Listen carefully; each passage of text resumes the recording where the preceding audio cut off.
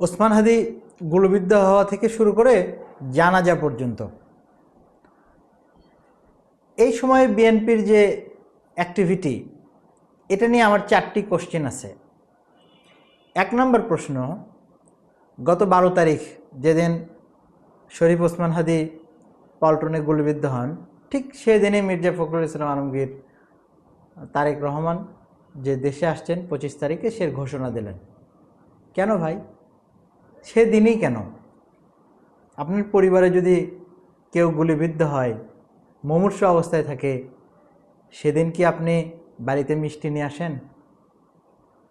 তারেক রহমানের দেশে আসা মানে তো এটা একটা আনন্দের সংবাদ, এটা উদযাপনের ব্যাপার। সেই সংবাদটা সেদিনই কেন? এটা ব্যাপক প্রশ্নের জন্ম দিয়েছে। 2 নম্বর প্রশ্ন হচ্ছে যে শহীদ মিনারে শহীদ ওসমান হাদি গুলিবিদ্ধ হওয়ার পরে শহীদ মিনারে সর্বদলীয় যে সমাবেশ ছিল, সেই সমাবেশটা মূলত শরীফ ওসমান হাদি যেহেতু ইন্ডিয়ান আধিপত্যবাদের বিরুদ্ধে কথা বলেছে, শরীফ ওসমান হাদি কালচারাল ফ্যাসিস্টের বিরুদ্ধে কথা বলেছে, তো এই ওসমান হাদি গুলিবিদ্ধ হওয়ার পরে শহীদ মিনারে সর্বদলীয় একটা সমাবেশ হয়েছে। বিএনপির কাছে আমার 2 নম্বর প্রশ্ন, শহীদ মিনারের সর্বদলীয় সেই সমাবেশে বিএনপির কোনো নেতাকর্মীদেরকে কেন দেখা যায় নাই? তারা কি এটা ইঙ্গিত দিতে চেয়েছে যে ইন্ডিয়ান আধিপত্যবাদ বিরোধী কোনো সমাবেশে বিএনপি থাকবে না? তারা কি এটা জানান দিতে চায় যে বিগত আওয়ামী সরকার, আওয়ামী ফ্যাসিস্টরা যেরকম ইন্ডিয়ার আশীর্বাদ নিয়ে ক্ষমতায় ছিল, তারাও ইন্ডিয়ার সেরকম আশীর্বাদ চায়? তাহলে কেন ছিল না? 3 নম্বর কোশ্চেন, শহীদ ওসমান হাদি শহীদ হওয়ার পর কিছু সন্ত্রাসী কর্মকাণ্ড হয়েছে, কিছু মব হয়েছে, প্রথম আলো ডেইলি স্টারে আগুন লাগানো হয়েছে, এরপরে উদীচী ছায়ানটে হামলা হয়েছে, এরপরে একজন ময়মনসিংহের ভালুকায় একজন হিন্দুকে মেরে হত্যা করা হয়েছে, পুড়িয়ে দেওয়া হয়েছে।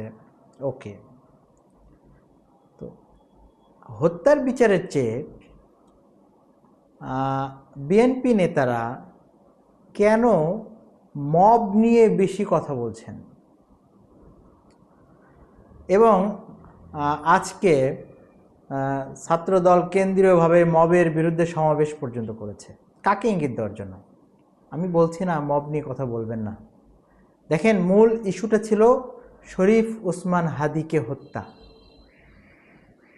এখন এই মবটা কারা করছে এটা নিয়ে যদি বলতে যাই, তাহলে এটা অনেক প্রশ্ন আসে।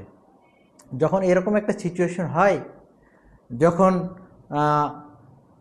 আওয়ামী এরপরে হচ্ছে ইন্ডিয়ার প্রত্যক্ষ মদদে বাংলাদেশপন্থী, বাংলাদেশের জুলাই সম্মুখ সারির জুলাই যোদ্ধাকে গুলি করা হয়, যখন হত্যাকারীকে শনাক্ত করা হয়, তখন এই বিষয়টা ধামাচাপা দেওয়ার জন্য বিভিন্ন এজেন্সি বিভিন্ন ধরনের কাজ করে। তার মধ্যে একটা হচ্ছে প্রথম আলো পুড়িয়ে দেওয়া।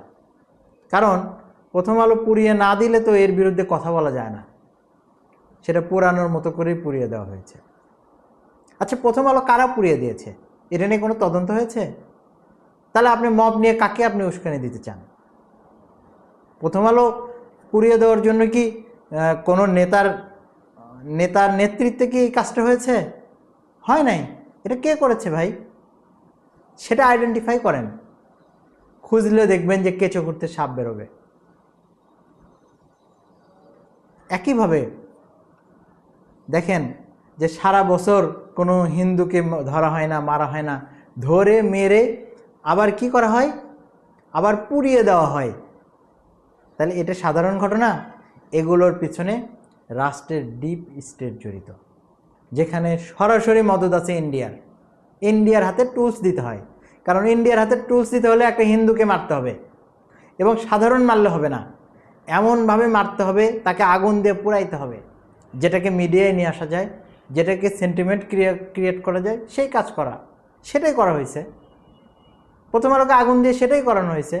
আরে ভাই, প্রথম আলো বিগত এক সপ্তাহ কি করেছে? ওসমান হাদি গুলিবিদ্ধ হওয়া থেকে শুরু করে মারা যাওয়া পর্যন্ত একটা সপ্তাহ প্রথম আলো কি জার্নালিজম করেছে আপনি দেখান। তারা একটা কুকুর মারা গেলে, একটা কুকুরকে যদি মেরে ফেলা হয়, ওটা নিয়ে তারা ব্যাপক অনুসন্ধান চালায়। আপনার জামালপুরে গত কয়েক বছর আগে একটা হাতি এসেছিল ইন্ডিয়া থেকে, ওই হাতি নিয়ে প্রথম আলো যে নিউজ করেছে, যে হেডিং দিয়েছে, তার 100 ভাগের 1 ভাগ হেডিং বা নিউজ কি প্রথম আলো করেছে? প্রথম আলো ওসমান হাদিকে গুলি করার পরে যে হেডিং দিয়েছে, শুনলে হাসবেন, যে নির্বাচনী তফসিল ঘোষণা করার পর এক প্রার্থী, সম্ভাব্য প্রার্থী গুলিবিদ্ধ। আরে ভাই, এটা কি 300 আসনে 1000 জন দাঁড়াইছে তার মতো একজন প্রার্থী? প্রথম আলো তুমি ডিহিউম্যানাইজ করতে পারো, কিন্তু বাংলাদেশের 18 কোটি মানুষ তারা ওসমান হাদিকে চেনে, এজন্য তারা তার জানাজায় লক্ষ লক্ষ মানুষ সমবেত হয়েছে। আর তুমি বলেছ একজন প্রার্থী গুলিবিদ্ধ, তুমি একজন প্রার্থী হিসেবে তাকে ট্রিট করেছো। তুমি বলতে পারতে যে একজন জুলাই যোদ্ধা, সম্মুখ সারির জুলাই যোদ্ধা। তুমি তো জুলাইকে অন করো না, তুমি জুলাই যোদ্ধার কি বুঝবা? তুমি তো আগের পতিত ফ্যাসিস্টদের তুমি তো লেজুর বৃত্তি করেছো, তুমি জুলাইয়ের কি বোঝো? ফলে এই মবক্রেসি, এটা তোমাদের একটা ষড়যন্ত্র, তোমাদের অতীত ঢাকার একটা ষড়যন্ত্র, তোমাদের ভয়েস রেইজ করার একটা মন্ত্র, যে ফাঁদে পা দিয়েছে বিএনপি। দৈনিক দিনকাল, ওসমান হাদি শহীদ হওয়ার পরে দিনকালের নিউজ দেখছেন? 8ম কলামে, 1 কলামে ছোট্ট করে নিউজ, ছোট্ট করে। মানে এটা মনে হয় যে পল্টনে হয়তো কোনো একটা লরির সাথে কোনো একটা ছাগলের সংঘর্ষ হলে, একটা ছাগল মারা গেলে যেরকম একটা নিউজ হয়, সেরকম নিউজ। একই ফাঁদে পা দিয়েছে দিনকাল, প্রথম আলো ডেইলি স্টারের ফাঁদে পড়েছে। বিএনপির কাছে আমার চতুর্থ প্রশ্ন, ওসমান হাদি যে শহীদ হলেন, তার জানাজায় সারা দেশের সব রাজনৈতিক দল গিয়েছে, সেখানে কেন শুধুমাত্র সালাউদ্দিন আহমেদ কেন উপস্থিত? এর তো বিএনপির পুরো টিম থাকার কথা। ওই দিনে মির্জা ফখরুল অসুস্থ হয়ে যায়,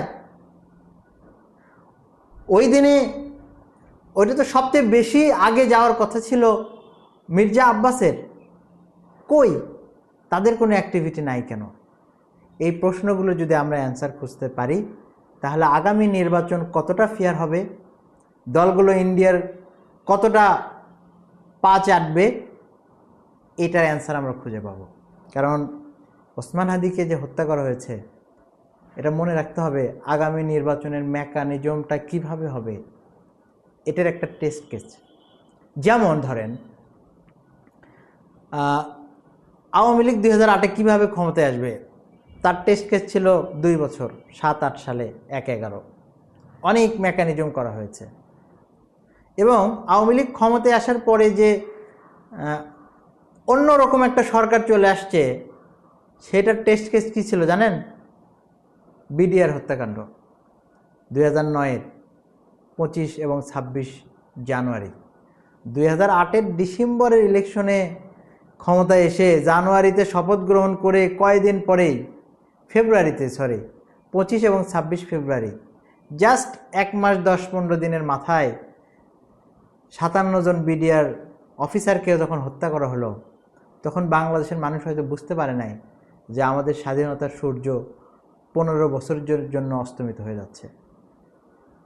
বাংলাদেশের মানুষ বুঝতে পারে নাই এই স্বাধীনতা ফিরে আনার জন্য আমাদের 1,500 তরুণ যুবককে রক্ত দিতে হবে, আমাদের 40,000 যুবককে পঙ্গুত্ব বরণ করতে হবে। এইটা এখন আমরা বুঝি। আজকের শরীফ ওসমান হাদির হত্যার মাধ্যমে বাংলাদেশের স্বাধীনতার সূর্য আবার অস্তমিত করার একটা ষড়যন্ত্র হচ্ছে, সেটা আগামী নির্বাচনের মাধ্যমে। আগামী নির্বাচনে আমাদের পার্শ্ববর্তী একটি রেসিস্ট, একটি সন্ত্রাসী একটি রাষ্ট্র আমাদেরকে আবারও আগ্রাসন করার চেষ্টা করছে। তাদের পা চাটে যারা তথাকথিত বুদ্ধিজীবী, তথাকথিত সুশীল, গত 15 বছর যে তারা পদলেহন করেছে, তারা আবার সক্রিয় হচ্ছে। আর তাদের ফাঁদে পা দিয়েছে বিএনপির একটা গ্রুপ। আমি দায়িত্ব নিয়ে বলতে চাই, তাদের ফাঁদে পা দিয়েছে বিএনপির একটা গ্রুপ। যদি তা না হয় তাহলে আপনারা ইন্ডিয়ার বিরুদ্ধে কথা বলেন না কেন? যদি তা না হয় তাহলে আপনারা ওসমান হাদির পক্ষে দাঁড়ান না কেন? যদি তা না হয় তাহলে আপনারা এই যে আমাদের বর্ডার কিলিংয়ের বিরুদ্ধে কথা বলেন না কেন? ইন্ডিয়ান আগ্রাসনের বিরুদ্ধে কথা বলেন না কেন? আপনারা নতুন সংবিধানের পক্ষে দাঁড়ান না কেন? সংস্কার নিয়ে আপনাদের কেন এত কথা? আশা করি এই 4টে প্রশ্নের উত্তর আপনারা দিয়ে যাবেন। যদি উত্তর আমি পাই তাহলে আমি আমার বক্তব্য প্রত্যাহার করে নেব। ধন্যবাদ সবাইকে।